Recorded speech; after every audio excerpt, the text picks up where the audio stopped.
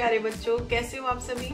बेटा, आप सबके एनुअल एग्जाम्स चल रहे हैं, जिनमें से कुछ एग्जाम्स आपके हो चुके हैं और कुछ अभी होने बाकी हैं, जिसमें कि 6th क्लास का इंग्लिश का एग्जाम आपका 15th को है, यानी 15 मार्च को है। तो उस एग्जाम के प्रिपरेशन के लिए आज मैं आप लोगों के लिए लेकर के आई हूँ एक बहुत ही अच्छा प्रैक्टिस सेट, जिसके बेस पर आप अपने एनुअल टर्म में आने वाले इंग्लिश के पेपर को अच्छे से जस्टिफाई कर पाएंगे। और अगर उससे रिगार्डिंग आपको क्वेश्चन अटेम्प्ट करने में कोई भी इश्यूज हैं, किसी भी तरीके की कोई प्रॉब्लम है ग्रामेटिकल पोर्शन, जैसे कि आप सबको पता है कि आपके 4 पोर्शन आएंगे, लिटरेचर के, रीडिंग राइटिंग के, ग्रामर के, उन सब पोर्शंस को आप करने के लिए जो प्रैक्टिस चाहिए, उसके बेस पर ही मैं आपका एक मॉडल पेपर लेकर के आई हूँ। तो चलो बेटा, उससे प्रैक्टिस करते हैं और उसके बेस पर आप अपने एग्जाम के लिए प्रिपेयर कर सकते हैं।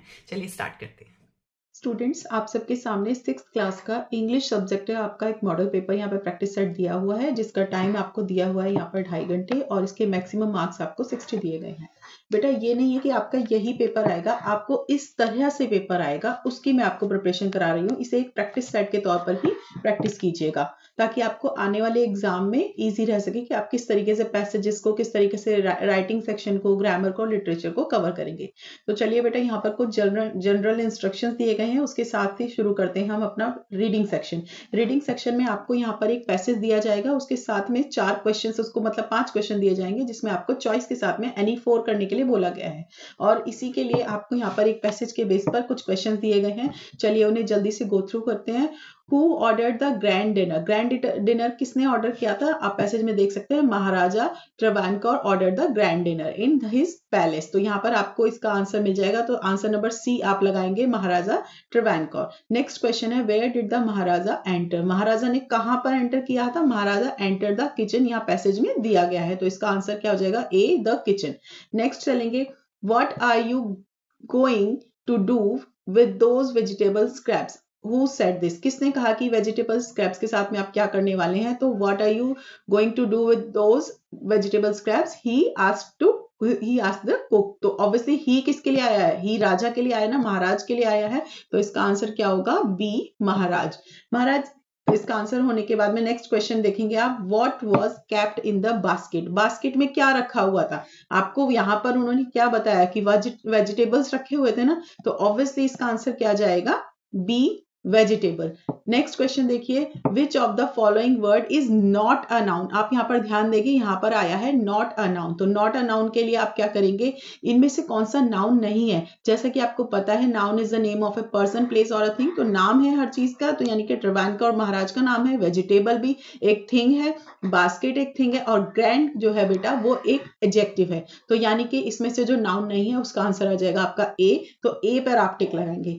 ऐसे ही आपको एक नेक्स्ट पैसेज मिलेगा आपके पेपर में, यहाँ पर एक दूसरे तरीके का पैसेज दिया हुआ है, जिसमें आपको एक बच्चे की एक रैम्बो है, ग्रास हॉपर, उसकी स्टोरी दी गई है यहाँ पे पैसेज के तौर पर, और उसके ऊपर कुछ क्वेश्चन दिए गए हैं। चलिए इसे गो थ्रू करते हैं।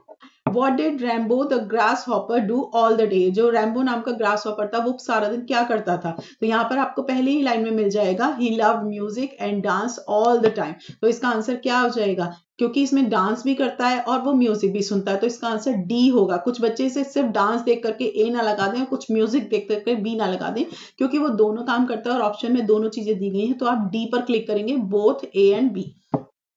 नेक्स्ट क्वेश्चन देखेंगे, हु वाज जॉली? जॉली कौन था? तो जॉली उसने दिया गया है his friend Jolly the ant, तो ऑब्वियसली आपको पता लग गया यहाँ पर इसका आंसर क्या होगा? बी, द एन आंट उसमें जाएगा, Jolly was an aunt.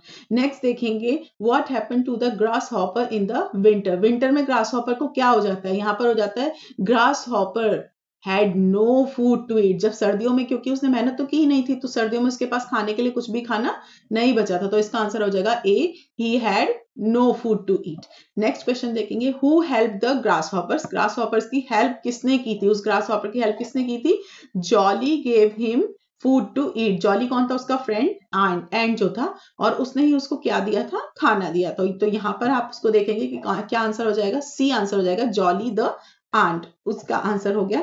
What did Rambo promise, Rambo ने अब उसको क्या प्रॉमिस किया था, तो इसके लिए आप लास्ट लाइन को देखेंगे, Rambo promise to work from then on, यानी उसने कहा था कि अब से मैं क्या करूंगा, मेहनत करूंगा। यही आपके ऑप्शन में डी पर दिया हुआ है, तो आपका आंसर डी हो जाएगा। इसी तरीके से बेटा आपको आपके एग्जाम में आने वाला जो पैसेजेस होंगे ना, आपको उसे रीड करना है, उसके बेस पर जो क्वेश्चन पूछे जाएंगे उन्हीं क्वेश्चंस को आप उसी पैसेज में से ढूंढ करके इजीली वहां पर टिक करेंगे।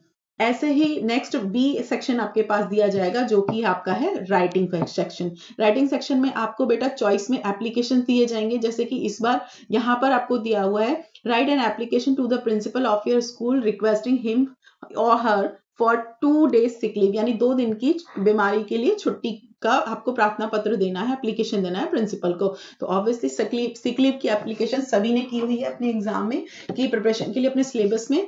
और इसी के साथ में आपको चॉइस में एक और एप्लीकेशन यहाँ पर दी गई है, write an application to the principal of your school requesting him her for 3 days leave to attend a relative wedding, यानी कि रिश्तेदार में परिवार में किसी की शादी है, उसके लिए आपको कितने दिन की छुट्टी चाहिए, 3 दिन की छुट्टी चाहिए, तो उसके लिए आप एप्लीकेशन लिखेंगे प्रिंसिपल को। ये भी आपके सिलेबस में बेटा आपको करवाया जा चुका है, तो सभी बच्चे ऐसे ही अगर आपको प्रिपरेशन आपको एग्जाम में कोई एप्लीकेशन आती है राइटिंग सेक्शन में, तो आप और में अगर आपको दिया जाए, यानी इसमें से कोई भी एक करना है। कुछ बच्चे गलती से दोनों कराते हैं, तो उसका बहुत ध्यान रखेंगे। ये चॉइस है, इसमें से कोई भी एक ही आपको अटेम्प्ट करना होगा। 6 नंबर का आपका ये इसमें है, आपके एग्जाम में आप घर जो भी प्रिपरेशन के लिए जो भी आपको एग्जाम में आएगी एप्लीकेशन, वो आपको अटेम्प्ट करनी पड़ेगी।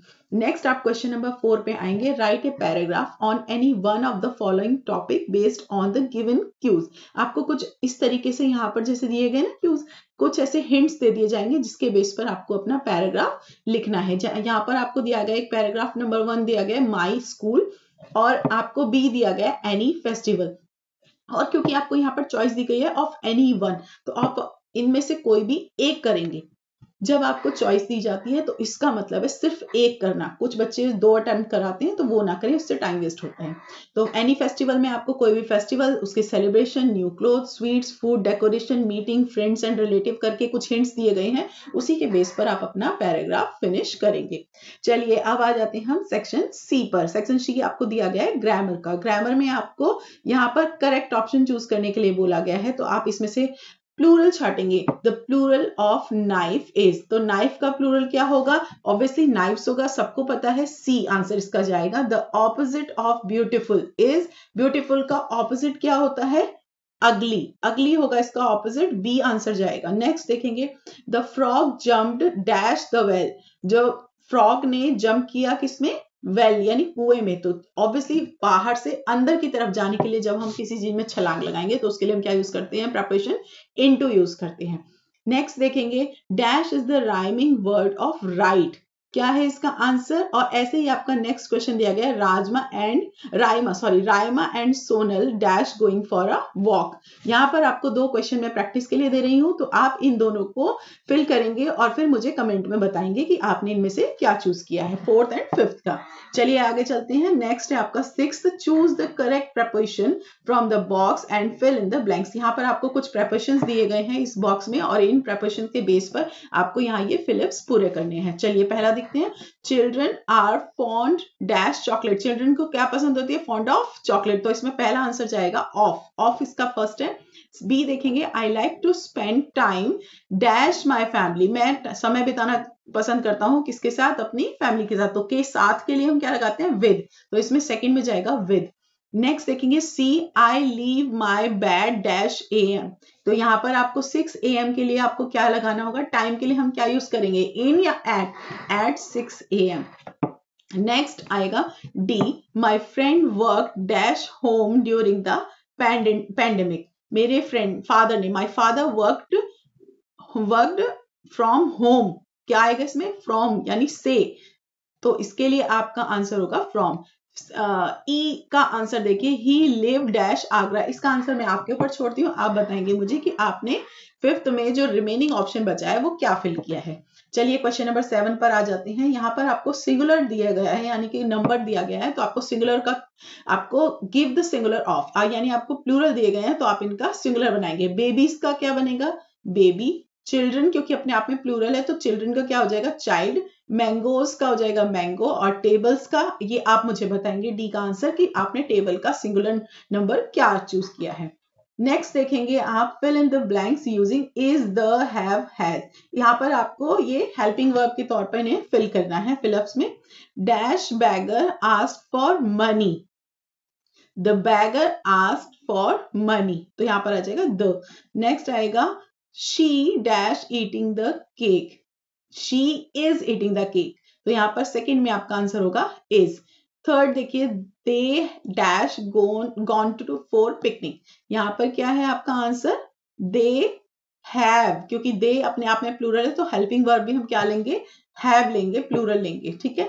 नेक्स्ट आपका लास्ट ऑप्शन जो बचा है उसे हम डी में फिल करेंगे। My father dash a pet dog, क्या आएगा my father has a pet dog, मेरे फादर के पास क्या है पैट डॉग है। एंड लास्ट सेक्शन पर हम पहुंच गए हैं, लास्ट सेक्शन है हमारा लिटरेचर, जिसे बच्चे बहुत ही अच्छे डिटेल से पढ़ते हैं। बच्चे सोचते हैं कि पूरी बुक्स यहाँ से भी क्वेश्चन आ सकता है, वहां से भी क्वेश्चन आ सकता है, तो बेटा उसको आने का एक तरीका है कि अब आपको बुक में से एक चैप्टर में से ही आपको एक क्या दे दिया जाता है, एक एक्सट्रैक्ट दे दिया जाता है, यानी कि एक पैराग्राफ दे दिया जाएगा जिसे हम सीन पैसेज कहते हैं, क्योंकि आपने वो पढ़ा हुआ है तो इसलिए वो क्या कहलाएगा सीन पैसेज कहलाएगा। तो यहाँ पर आपको how the dog found himself a new master आपके चैप्टर में से एक पैसेज दिया गया है और उसी के बेस पर आपको कुछ क्वेश्चन दिए गए हैं। तो चलिए इन्हें देखते हैं।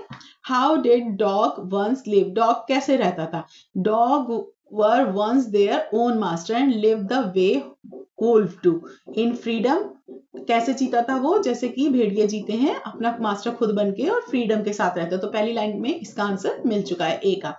नेक्स्ट देखेंगे B, what was the dog sick and tired of, until a dog was born who was ill pleased with these way of life, he was sick and tired of wandering about the himself looking for food and being frightened of those who were stronger than he। वो किस चीज से डरता था, वो ये इस चीज से परेशान हो गया था, थक गया था कि वो कब तक अपने लिए खाना भोजन ढूंढता रहे और कैसे वो अपनी जान बचाता रहे, वो डरता था क्योंकि बड़े शक्तिशाली जानवरों से। तो सेकेंड लाइन से लास्ट लाइन तक इसका आंसर आपको मिल गया है बी का। थर्ड देखेंगे which other animal is mention in the passage, यहाँ पर और कौन से एनिमल का मेंशन किया गया है। तो आपको फर्स्ट लाइन में दिखा था बेटा डॉग्स के अलावा यहाँ पर क्या दिया गया था वुल्फ यानी भेड़िए, तो इसका आंसर आपको मिल जाएगा वुल्व्स। नेक्स्ट आपको दिया गया है आपकी पोएम में से भी, अब आपको जैसे आपको एक चैप्टर दिया गया है एक्सट्रैक्ट, ऐसे ही आपको एक पोएम का भी पैसेज दिया जाएगा। यहाँ पर इस पोएम का नाम है a home a house a home, तो आप सबने ये पोएम अच्छे से पढ़ी हुई है अपने सिलेबस में। अब देखेंगे यहाँ पर आपको ये पैसेज दिया गया है इसका, और इसी में से कुछ क्वेश्चंस हैं। ए होम इज मेड ऑफ, क्योंकि घर किससे बनता है, आपने इसमें पढ़ा था ना, इट्स लविंग फैमिली, फादर, घर किस किस चीज से बनता है, ब्रिक्स स्टोन से, लविंग फैमिली से, सेल्फिश एक्ट से, या विंडो एंड डोर से। ऑब्वियसली होम यानी घर, घर किससे बनता है बी आएगा इसका आंसर आपका लविंग फैमिली मेंबर से। पीपल इन द फैमिली क्या करते हैं, do not respect each other, hate each other, love each other, वो क्या करते हैं एक दूसरे को, वो करते हैं ऑब्वियसली लव ईच अदर, वो एक दूसरे को प्यार करते हैं। नेक्स्ट आंसर आप देखेंगे the opposite of unselfish, obviously unselfish यानी बेटा जो मतलबी नहीं है, तो यानी इसका ऑपोजिट क्या होगा मतलबी, मतलबी के लिए हम क्या लगाएंगे डी आंसर आएगा सेल्फिश। लास्ट आपका है क्वेश्चन नंबर 11 में आपको 5 क्वेश्चन दिए गए हैं और उसमें से आपको 4 कोई भी चॉइस के हिसाब से करने हैं। तो पहला क्वेश्चन आपका दिया गया है why did the dog feel the need for a master, उसे मास्टर की नीड क्यों हुई थी, ऑब्वियसली वो थक गया था अपने लिए खाना ढूंढते ढूंढते और बड़े जानवरों से अपने आप को बचाते बचाते। नेक्स्ट क्वेश्चन आपका who did the dog finally choose as his master and why, आपने चैप्टर के लास्ट में रीड किया है कि डॉग ने फाइनली मैन को अपना मास्टर बना लिया, क्योंकि मैन ही है जो बाकी सभी एनिमल्स को कंट्रोल कर सकता है और जिसके साथ में डॉग ने रहना पसंद किया, उसका सर्वेंट बनना पसंद किया, तो उसने उसको मैन को अपना मास्टर चूज कर लिया था। थर्ड आंसर आप देखेंगे, क्वेश्चन देखेंगे differentiate between a house and A home on the basis of the poem, घर और मकान, ए हाउस एंड होम में आपने क्या फर्क देखा, क्योंकि हाउस तो किससे मिलकर बनता है ब्रिक्स है ना, सीमेंट, ग्लास विंडोज, इन सब से बनकर बनता है, जबकि हाउस में क्या चाहिए हमें family members, love, affection, respect, care, ये सब चीजें होम को बनाती हैं। तो ऐसे ही आपका फोर्थ क्वेश्चन दिया गया है, why family plays an important role in a home. Family का क्या इंपॉर्टेंट रोल है, ये आपने अपनी पोएम में पढ़ा है, उसी का आंसर आप यहाँ पर देंगे।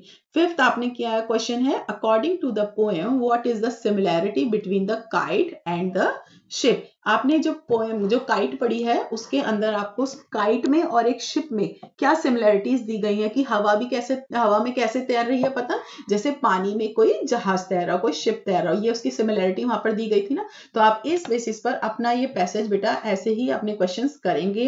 एंड आई होप आपको ये प्रैक्टिस सेट समझ में आया होगा। इससे रिगार्डिंग जो भी चीजें, जो भी बातें आपको नहीं समझ में आई, आप मुझे कमेंट में जरूर बताएंगे। और अब आपके जो भी क्वेश्चन है, जो भी इश्यूज थे, आई थिंक आपको ये समझ में आ गया कि आपको सेक्शन वाइज अपना पेपर कैसे करना है। हाँ, आपका पेपर ये नहीं आएगा, बट इसके जैसा आएगा, तो उसके लिए आपको ये हेल्पफुल रहेगा। तो बेटा मेरी तरफ से आप सबको ऑल द बेस्ट। सभी बच्चे अच्छे से अपना एग्जाम देकर आएंगे। Thank you.